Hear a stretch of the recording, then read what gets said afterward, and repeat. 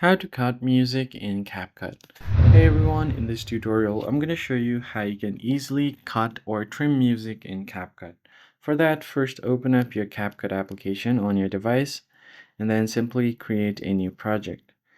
Now once you have done that, you should be able to add music to your video clip, or whether it's a picture or a video, you should be able to add music.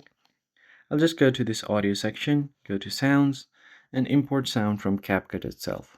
So I'll just go ahead and import this one right here.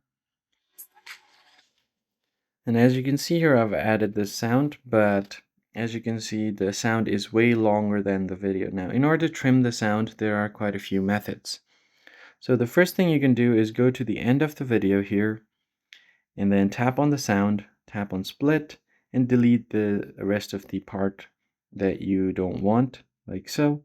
Or what you can do is select the sound and go to the end of the sound here, drag it all the way until it comes to matches the video, and you'll get the sound as well as the video.